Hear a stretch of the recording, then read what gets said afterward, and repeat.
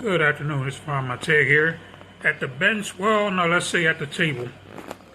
So, finally got around to finishing the CF7. I actually did it, it was finished last week when I showed you from the last video. I actually did it, finished it up 2 days after this. I just kind of got around to videoing it. So I'll just do some close-ups.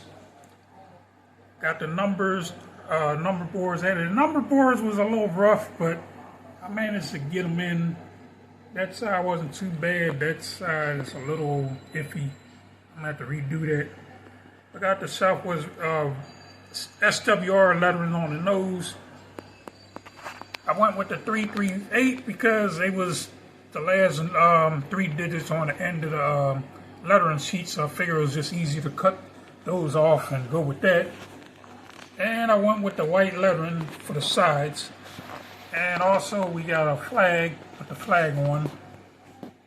On the rear, I just went basically with the number 338. That was it with the rear. And on the other side, same deal. SWR with 338 and a flag. And on the top, so this came with add-ons, like the air conditioner, the antenna, and it has like 3 different sets of horns. It's amazing because when I was actually studying, and well, not studying, but like just researching, I realized like out of the 236 or 26 of these, every one of them was built different, completely different, different cab shape, the round cab, square cab. This is square cab. There was one that actually had dynamic brakes, the rest didn't. Some, as you see, has these 4 small mufflers, exhaust stacks. A few had spark arresters, a few had tall stacks, and there was a whole bunch of other variations with these CF7s. That's what I kind of like about them because they all was different.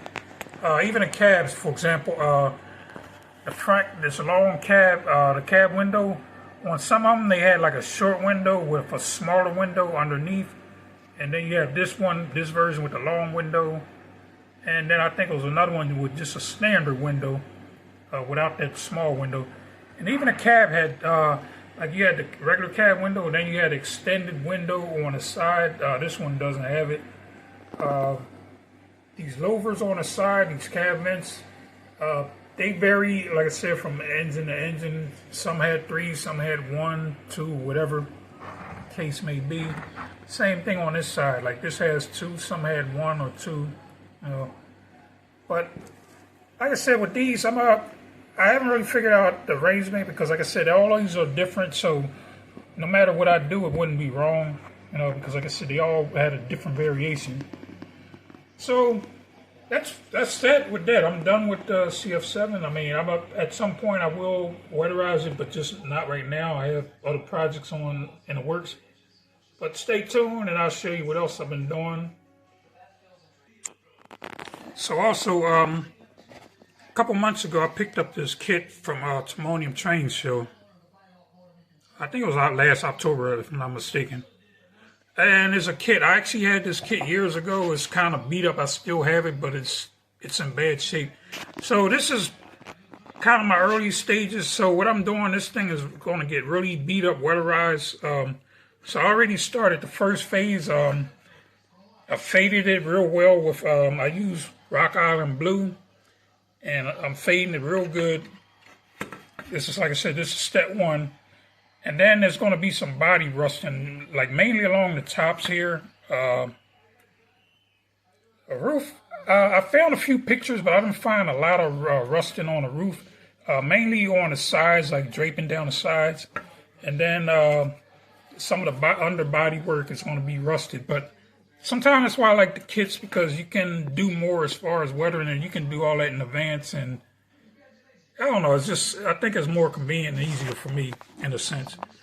So, let's see, what else have I done?